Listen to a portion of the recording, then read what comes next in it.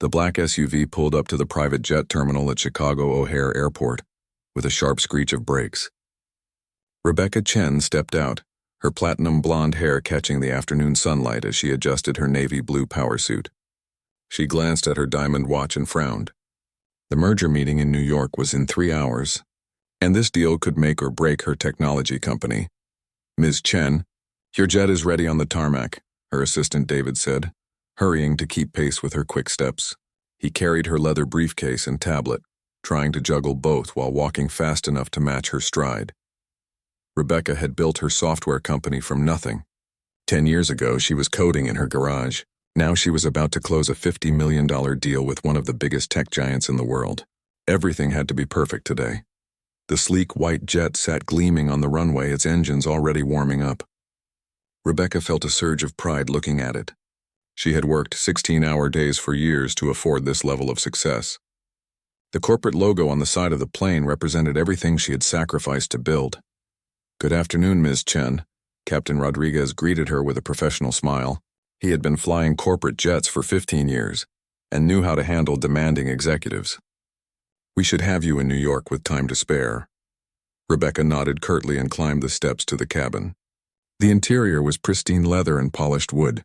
She settled into her usual seat and opened her laptop, immediately diving into the presentation she would give in a few hours. Numbers, charts, and profit projections filled her screen. But as the minutes ticked by, something felt wrong. The plane should have been moving by now. Rebecca looked out the window and saw Captain Rodriguez talking animatedly with someone in an orange vest. The conversation looked tense. "What's the delay?" She called out to David, who was checking his phone near the front of the cabin. "I'll find out," he replied, moving toward the cockpit. 5 minutes later, Captain Rodriguez appeared in the cabin doorway.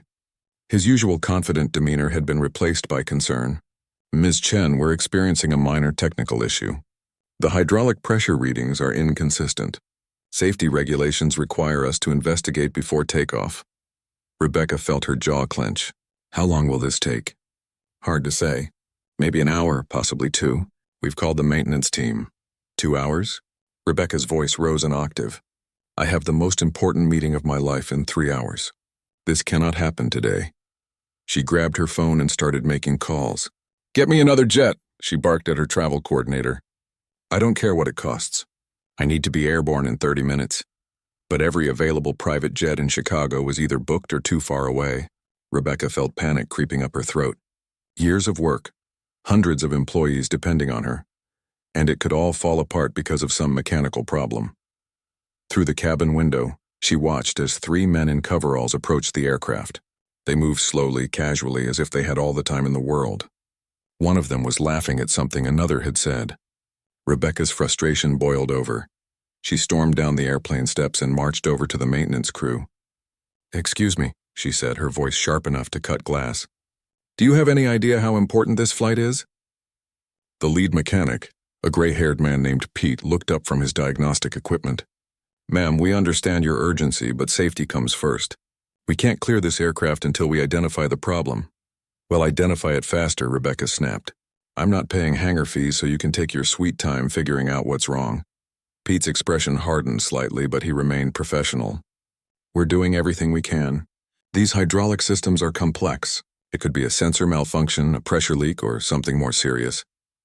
Rebecca watched as the men poked around the aircraft's undercarriage with flashlights and testing equipment. Every minute that passed felt like an eternity.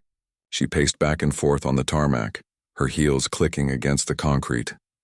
"This is ridiculous," she muttered loudly enough for everyone to hear. "How hard can it be to fix a simple hydraulic problem? My car mechanic could probably figure this out faster." One of the younger mechanics glanced up at her comment but said nothing. Rebecca noticed the look and felt even more irritated. "Do you have something to say?" The young man shook his head and returned to his work.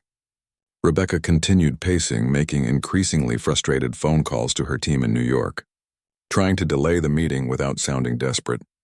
After another 30 minutes, the mechanic still hadn't identified the source of the problem. The diagnostic computer showed inconsistent readings, but they couldn't pinpoint the exact issue. Rebecca's patience had completely evaporated. "This is unacceptable," she announced to anyone within earshot. "I've been waiting almost an hour for what should be a 10-minute fix." Are you people even qualified to work on aircraft? David tried to calm her down. Ms. Chen, maybe we should consider driving to Milwaukee and catching a commercial flight. Drive to Milwaukee? Rebecca's voice reached a new level of disbelief. Do you know who I am? I don't drive to Milwaukee. I certainly don't fly commercial. This plane needs to work, and it needs to work now. She turned back to the mechanics who were now huddled around a tablet, comparing readings and consulting technical manuals. Their methodical approach only frustrated her more. Look, she said, walking directly up to Pete. I don't know what kind of operation you're running here, but this is pathetic. I've seen faster service at discount oil change places. Are you sure you people know what you're doing? The words hung in the air like a challenge. Rebecca was too stressed to care how she sounded.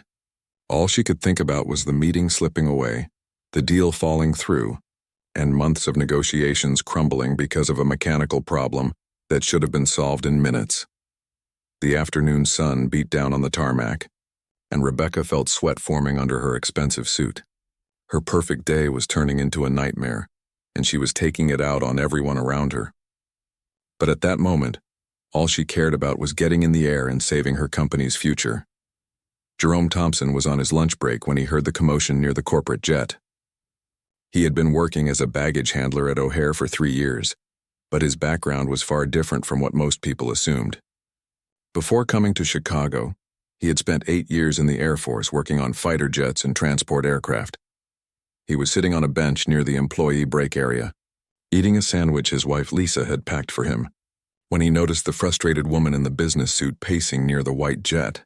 Her voice carried across the tarmac, and Jerome couldn't help but overhear her increasingly harsh words to the maintenance crew.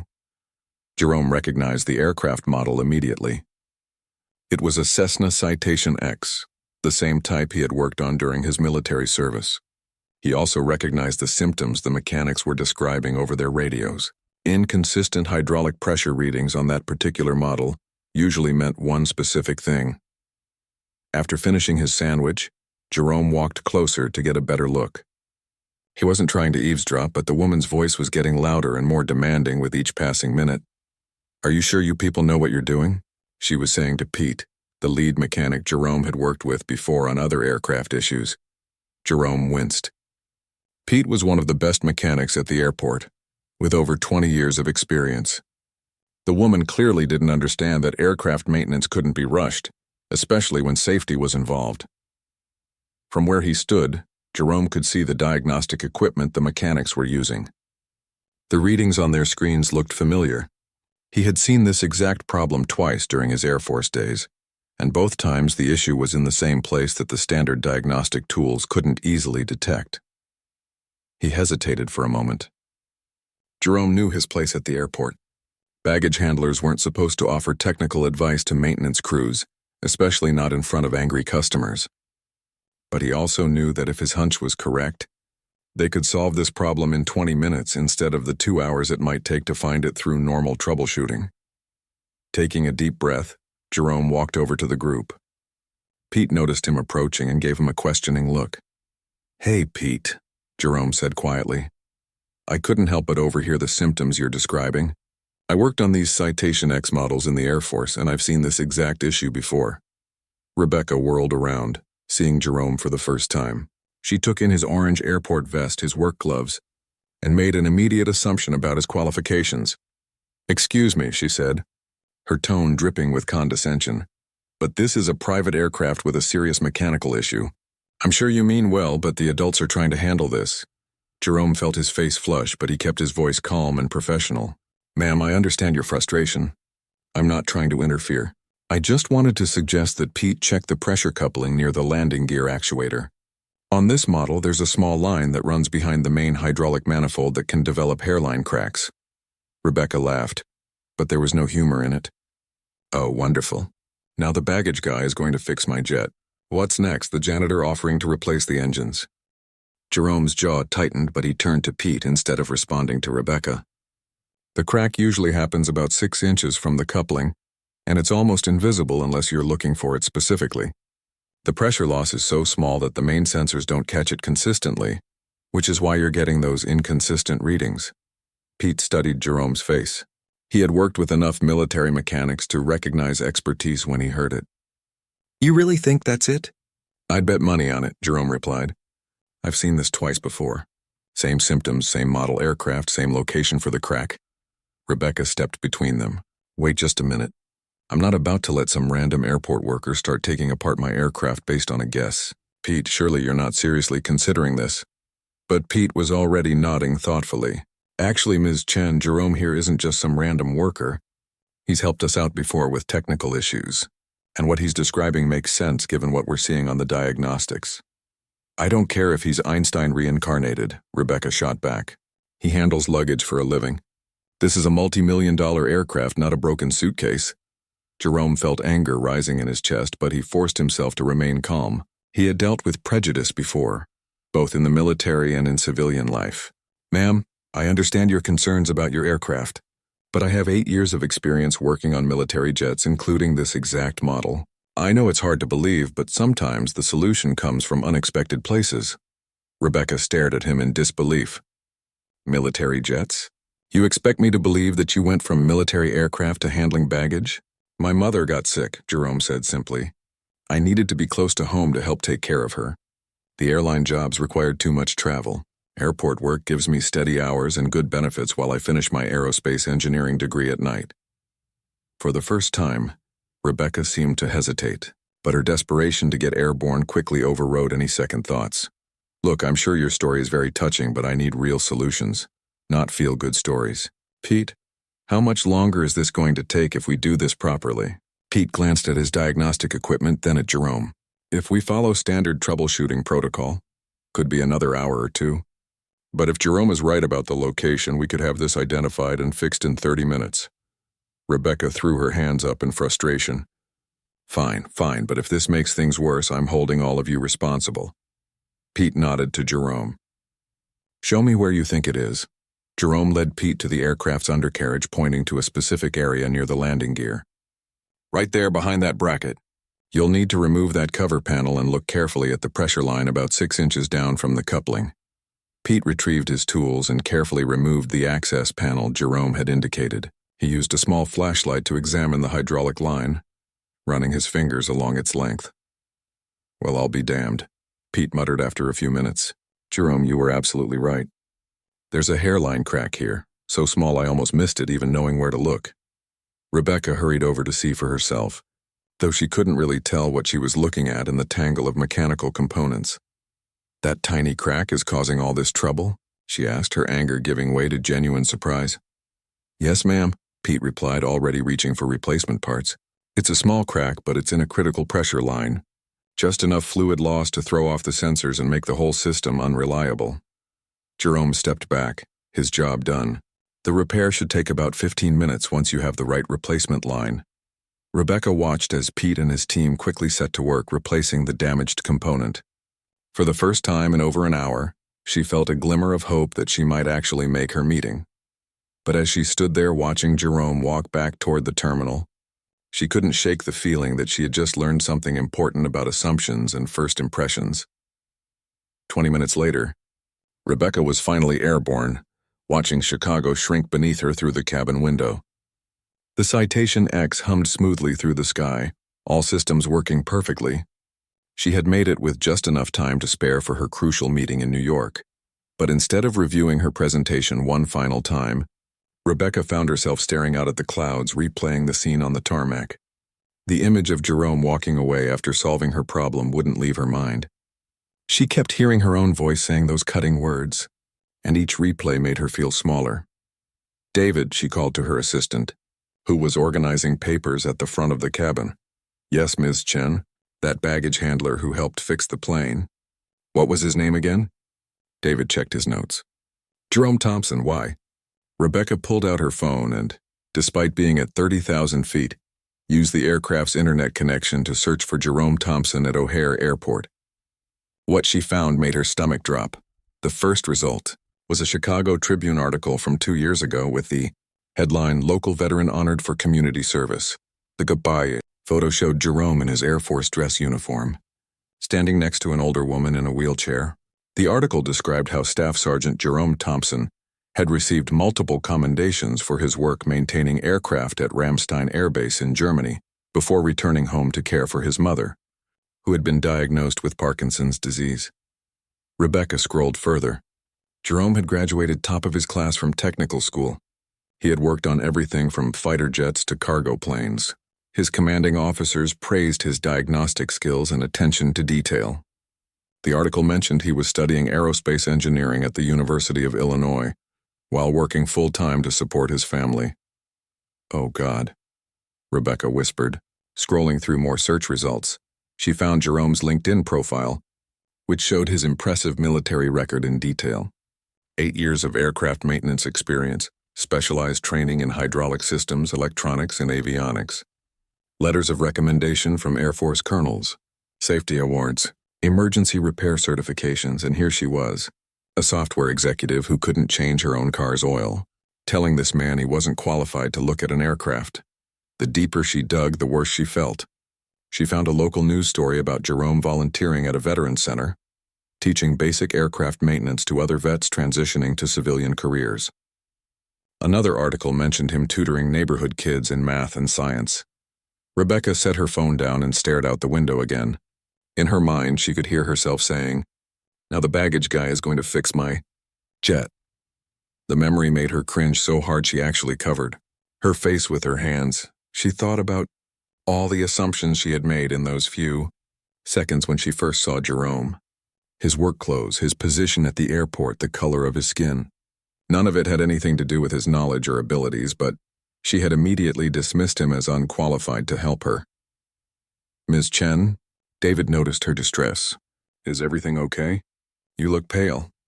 "David, I need you to do something for me when we land. I want you to find out everything you can about Jerome Thompson's background. Military service, education, current situation, everything. Of course. Can I ask why?" Rebecca was quiet for a long moment. "Because I think I just met someone who could teach me a thing or two about character."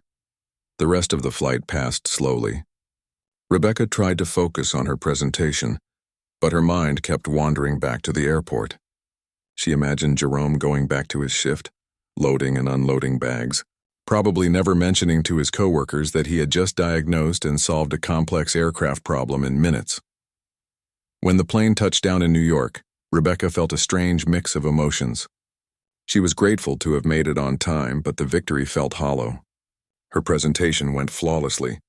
The merger deal was approved. $50 million in new business was secured. Everything she had worked toward for months had fallen into place perfectly. But as she sat in the back of another black SUV, heading to her hotel in Manhattan, all she could think about was Jerome's calm professionalism in the face of her rudeness. He could have walked away. He could have let her sit on that tarmac for hours. Instead, he had helped her, even after she had insulted him. "David," she said, looking up from her phone where she was reading more about Jerome's military service. "I want you to clear my schedule for Friday. I need to fly back to Chicago." "Friday? But you have the board meeting. Move it to Monday. This is more important." David looked confused but nodded. "What's in Chicago on Friday?" Rebecca was reading about Jerome's mother, Helen Thompson, who had worked as a nurse for 30 years before her diagnosis. The article mentioned that Jerome had turned down lucrative job offers from major airlines to stay close to home and help care for her. "An apology," Rebecca said quietly. "A very overdue apology." That night in her hotel room, Rebecca lay awake thinking about the last time she had been so wrong about someone. She couldn't remember ever misjudging anyone so completely and so quickly. It bothered her that her first instinct had been to dismiss Jerome based on superficial observations. She thought about her own journey. 10 years ago, she had been the underdog. People had underestimated her constantly because she was young, because she was a woman in tech, because she didn't fit their image of what a successful CEO should look like. She had fought against those assumptions her entire career, and yet today, she had done the exact same thing to someone else. Rebecca picked up her phone and scrolled through Jerome's social media profiles. She found photos of him at his college graduation ceremony, wearing his cap and gown with his mother in her wheelchair beside him, both of them beaming. Pictures from community events where he volunteered. A post about completing another semester of his engineering program with a 4.0 GPA. This was a man who had sacrificed a promising career to take care of family, who worked full-time during the day and studied at night, who helped strangers with aircraft problems even when they treated him poorly, who maintained his dignity and professionalism even when faced with disrespect. Rebecca realized she wasn't just looking at someone she had misjudged. She was looking at someone she genuinely admired. The next morning, she called David before her breakfast meeting. "I want you to find out which shift Jerome works and what time he takes his breaks. I want to know everything about his schedule. Ms. Chen, should I ask why you're so interested in this particular airport employee?" Rebecca thought about how to answer. The truth was complex and uncomfortable. "Because I think I might have met the most impressive person I've encountered in years, and I was too blind to see it at the time." Friday afternoon found Rebecca standing nervously outside the employee break area at O'Hare Airport, holding 2 cups of coffee, and feeling more anxious than she had before any business presentation. She had changed clothes 3 times that morning, finally settling on jeans and a simple sweater. The last thing she wanted was to show up looking like the arrogant executive from earlier in the week. David had done his homework. Jerome worked the afternoon shift and usually took his break at 3:30. It was now 3:25 and Rebecca felt her heart pounding as she waited. When Jerome emerged from the employee entrance, he looked surprised to see her. He was carrying his lunchbox and had changed out of his work vest into a simple blue button-down shirt. "Miss Chen?" He stopped walking, clearly confused. "Is everything okay? Is there a problem with your aircraft?" Rebecca took a deep breath. "No, Jerome. No problems with the plane. Actually, that's why I'm here. I owe you an apology. A big one." Jerome looked around as if checking to see if this was some kind of setup. "I don't understand. Can we sit somewhere and talk? I brought coffee." She held up the 2 cups awkwardly. "I mean, if you have time." Jerome hesitated for a moment, then nodded toward a picnic table in a small outdoor area near the employee parking lot. "Sure, I've got 20 minutes." They sat across from each other and Rebecca slid one of the coffees toward him. For a few seconds, neither of them spoke. Rebecca had practiced this conversation in her head dozens of times, but now that she was here, all her prepared words seemed inadequate. "Jerome, I need to tell you something. After you fixed my plane on Tuesday, I went home and looked you up online." Jerome's eyebrows rose. "You looked me up?" "I found the newspaper articles about your military service, your college work, the volunteer stuff you do." Rebecca's voice was quiet but steady. "I learned that you're one of the most qualified people I've ever met, and I treated you like you were an idiot." Jerome sipped his coffee slowly, studying her face. "Okay, that's not okay," Rebecca said firmly. "Nothing about my behavior was okay. I made assumptions about you based on your job, your appearance, probably your race too, if I'm being completely honest. I was stressed and scared about my meeting, but that's no excuse for how I spoke to you. Ms. Chen..." "Rebecca, please." Jerome nodded. "Rebecca, I appreciate you coming here to say this, but you don't need to beat yourself up over it. I've dealt with a lot worse." "That's exactly the problem," Rebecca said, leaning forward. "You shouldn't have to deal with it at all. You helped me when you had no reason to. You stayed professional when I was acting like a complete jerk, and I basically told you that you weren't smart enough to look at my plane." A small smile tugged at the corner of Jerome's mouth. "Well, to be fair, hydraulic systems can be pretty complicated." Rebecca laughed despite herself. "You're making jokes? I come here to grovel and you're making jokes?" "My mom always said that holding on to anger is like drinking poison and expecting the other person to get sick," Jerome said. "I learned a long time ago not to take other people's bad days personally." "Your mother sounds like a wise woman." Jerome's expression softened. "She is, retired nurse. Toughest person I know. She's the reason I came back from Germany." The articles mentioned her Parkinson's diagnosis. "How is she doing?" "Good days and bad days. But she's still fighting. Still trying to take care of everyone else instead of letting us take care of her." Jerome paused. "Can I ask you something?" "Anything. Why did you really come here?" I mean, I appreciate the apology, but you could have sent an email or had your assistant call. "Why drive all the way out here?" Rebecca was quiet for a moment, considering her answer. "Honestly, because I haven't been able to stop thinking about it, about how wrong I was, how quickly I judged you. It made me realize some uncomfortable things about myself." "Like what?" "Like maybe I've become the kind of person I used to fight against. When I was starting my company, People looked at me and saw a young woman with big ideas and no experience. They dismissed me constantly. I swore I would never do that to someone else. Jerome nodded slowly. But you're human. Humans make mistakes. Some mistakes, sure, but this felt like more than a mistake.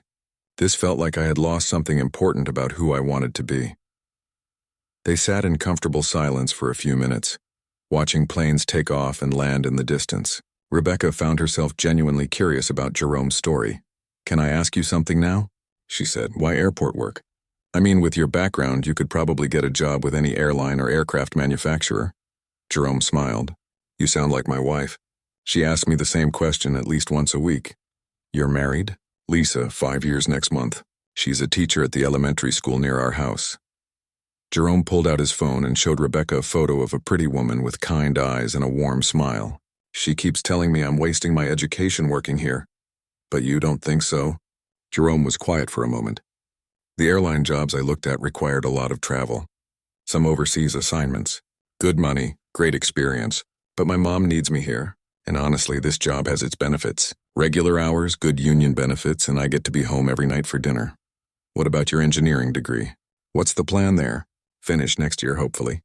Then maybe look into aircraft design or safety consulting. Something where I can use both my hands-on experience and the formal education." Rebecca found herself genuinely impressed, not just by Jerome's qualifications, but by his thoughtfulness about life choices. "You know, Jerome, I run a technology company. We don't work with aircraft directly, but we do a lot of safety systems and diagnostic software. If you're ever interested in the tech side of aviation..." Jerome looked surprised. "Are you offering me a job?" "I'm offering to have a conversation about it. No pressure, no obligation. But someone with your background and your approach to problem solving. That's exactly the kind of person we need.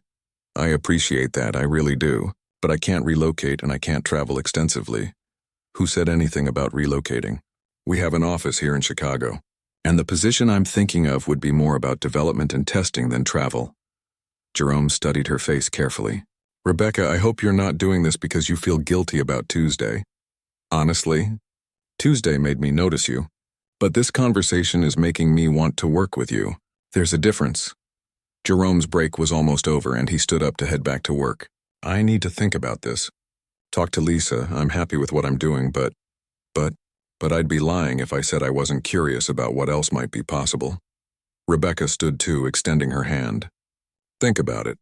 No rush. And Jerome, thank you for being so gracious about all this." "You didn't have to be."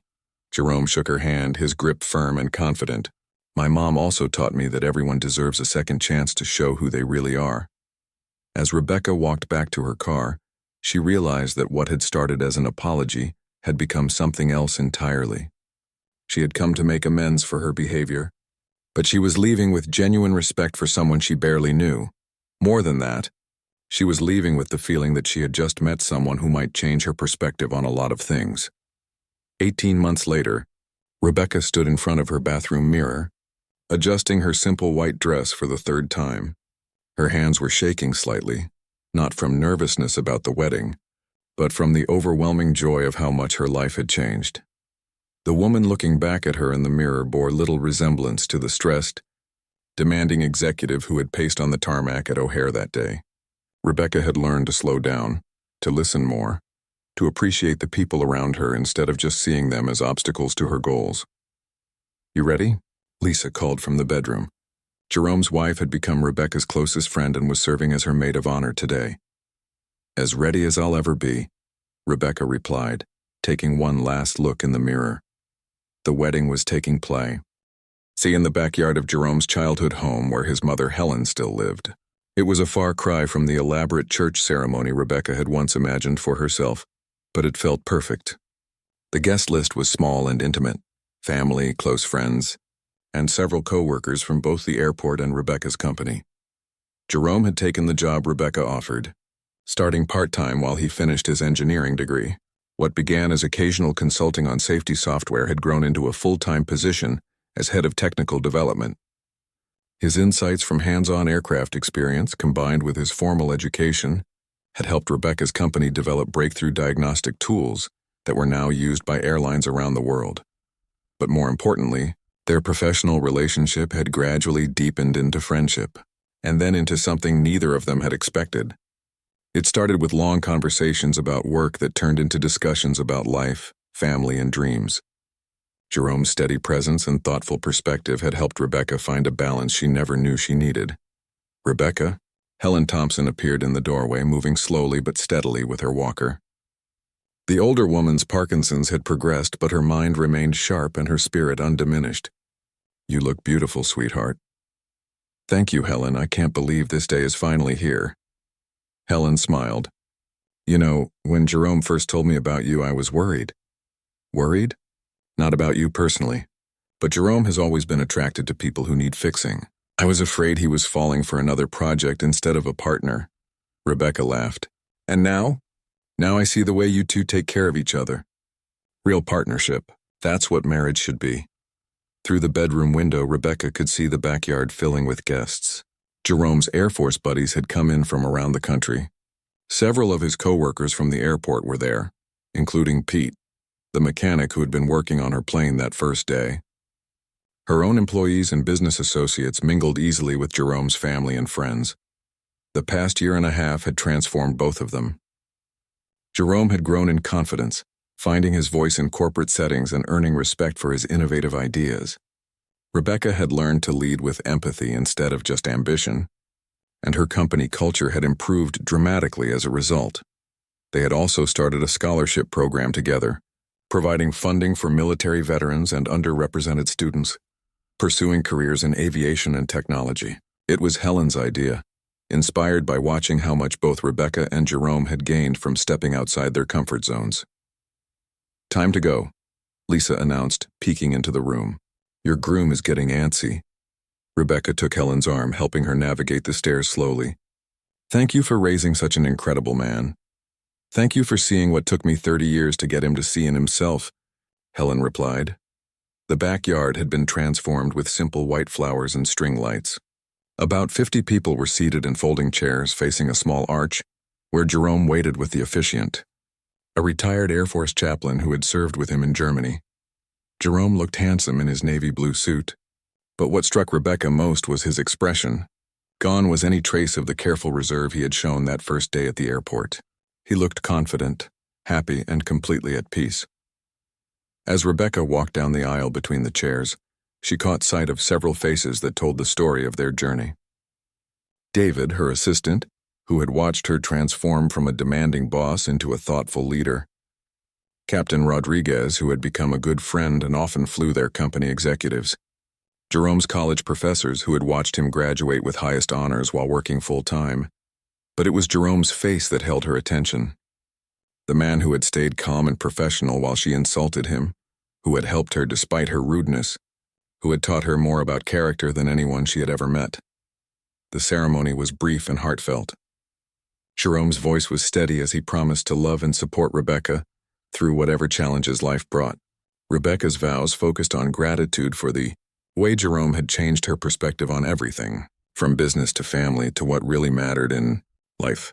"You know," the chaplain said with a smile as they exchanged rings, "I've performed a lot of weddings over the years, but I've never seen two people who so clearly bring out the best in each other." When Jerome kissed his new wife, the applause from their guests was warm and genuine. Rebecca felt tears on her cheeks, but they were tears of joy and amazement at how much two people could change each other for the better. The reception was held in the same backyard, with tables set up under the string lights and a small dance floor on the patio. Jerome's cousin had a band, and they played a mix of jazz and soul music that had everyone dancing. During the toasts, Pete stood up with a beer in his hand. "I've been working on aircraft for 25 years, he said, and I've never seen anyone diagnose a problem as quickly as Jerome did that day. But what impressed me more was how he handled himself when he wasn't treated with respect. That told me everything I needed to know about his character." Rebecca's business partner spoke next. 2 years ago, Rebecca was the smartest, most driven person I knew. She still is.